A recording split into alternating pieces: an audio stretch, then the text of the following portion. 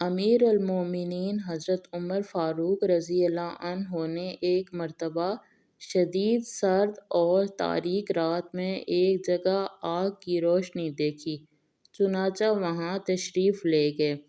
ساتھ جلیل القدر صحابی حضرت عبدالرحمن بن عوف رضی اللہ عنہ بھی تھے۔ حضرت عمر رضی اللہ عنہ نے آگ کے پاس ایک عورت کو دیکھا جس کے 3 بچے زاروں قطار رو رہے تھے۔ ایک بچہ کہہ رہا تھا، امی جان ان آنسوؤں پر رحم کرو اور کچھ کھانے کو دو۔ دوسرا بچہ یہ کہہ رہا تھا، امی جان لگتا ہے شدت بھوک سے جان چلی جائے گی۔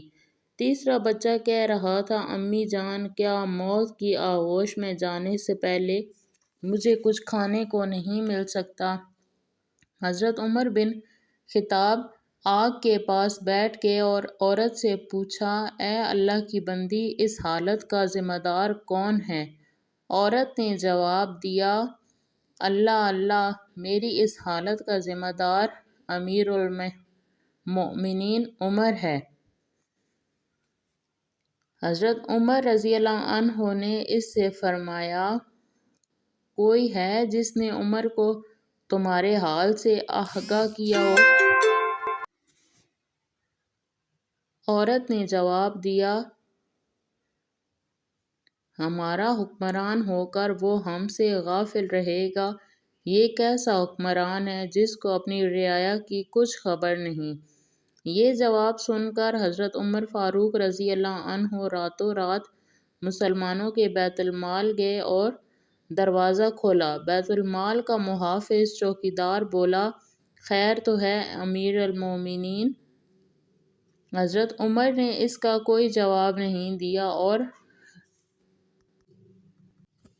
آٹے کی ایک بوری، گھی اور شہد کا ایک ایک ڈبہ بیت المال سے نکالا اور چوکیدار سے فرمایا، انہیں میری پیٹھ پر لاد دو۔ چوکیدار نے کوشش کی کہ امیر المومنین کا تیار کردہ سامان خود اپنی پیٹھ پر لاد لے، لیکن امیر المومنین نے سختی سے انکار کیا اور اس سے یوں مخاطب ہوئے، یہ سامان میری پیٹھ پر لاد دو، کیا قیامت کے روز تم میرے گناہوں کا بوجھ اٹھاؤ گے؟ یہ کہہ کر حضرت عمر نے آٹا، گھی اور شہد اپنی پیٹھ پر لاد دیا۔ جب اس عورت کے پاس پہنچے تو آگ کے پاس بیٹھ کر ان بچوں کے لیے کھانا پکایا۔ جب کھانا تیار ہو گیا تو اس میں گھی اور شہد ملایا اور اپنے مبارک ہاتھوں سے بچوں کو کھانا کھلایا۔ یہ منظر دیکھ کر ان یتیم بچوں کی ماں کہنے لگی، قسم اللہ کی تم عمر سے کئی زیادہ منصب خلافت کے اہل ہو۔ حضرت عمر رضی اللہ عنہ نے اس سے فرمایا، اے اللہ کی بندی، کل عمر کے پاس جانا، وہاں میں موجود ہوں گا اور تمہارے معاملات کے متعلق اس سے سفارش کروں گا۔ یہ کہہ کر حضرت عمر واپس آ گئے اور ایک چٹان کے پیچھے آ کر بیٹھ گئے اور ان بچوں کو دیکھنے لگے۔ حضرت عبدالرحمن بن عوف نے حضرت عمر سے کہا، واپس چلتے ہیں کیونکہ رات بہت ہی ٹھنڈی ہے۔ حضرت عمر نے فرمایا، اللہ کی قسم میں اپنی جگہ سے اس وقت تک نہیں اٹھوں گا جب تک ان بچوں کو ہنستا ہوا نہ دیکھ لوں جیسے میں نے آتے وقت انہیں روتے دیکھا تھا۔ جب اگلے روز کا سورج طلوع ہوا تو ان یتیم بچوں کی ماں دربار خلافت میں گئی۔ وہاں اس نے دیکھا کہ حضرت علی ابن طالب اور حضرت عبداللہ بن مسعود کے مابین ایک شخص تشریف فرما ہے اور وہ دونوں حضرات اس سے امیر المومنین کہہ کر مخاطب کر رہے ہیں، اور یہ وہی شخص تھا جس نے گزشتہ رات اس عورت اور اس کے بچوں کی خدمت میں گزار دی تھی اور جس سے اس نے کہا تھا، اللہ اللہ، میری اس حالت کا ذمہ دار عمر ہے۔ چنانچہ جب عورت کی نگاہ حضرت عمر فاروق رضی اللہ عنہ پر پڑی تو گویا اس کے پاؤں تلے سے زمین کھسک گئی۔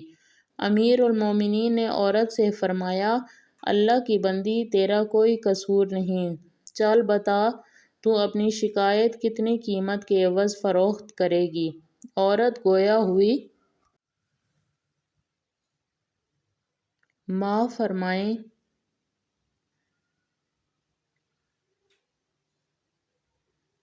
اے امیر المومنین، حضرت عمر رضی اللہ عنہ نے فرمایا، قسم اللہ کی تو اس جگہ سے ہٹ نہیں سکتی، لیکن جب تک کہ میرے ہاتھ اپنی شکایت بیچ نہ دو۔ بالآخر حضرت عمر رضی اللہ عنہ نے اس بیوہ خاتون کی شکایت اپنے مال خاص سے 600 درہم کے عوض خرید لی اور حضرت علی بن طالب کو کاغذ قلم لانے کا کہا اور یہ تحریر قلم بند کرائی۔ ہم علی علیہ السلام اور ابن مسعود رضی اللہ عنہ اس بات پر گواہ ہیں کہ فلاں عورت نے اپنی شکایت امیر المومنین عمر بن خطاب کے ہاتھ فروخت کر دی۔ پھر امیر المومنین حضرت عمر بن خطاب رضی اللہ عنہ نے فرمایا، جب میری وفات ہو جائے تو اسے میرے کفن میں رکھ دینا تاکہ میں اس کو لے کر اللہ تعالیٰ سے ملاقات کروں۔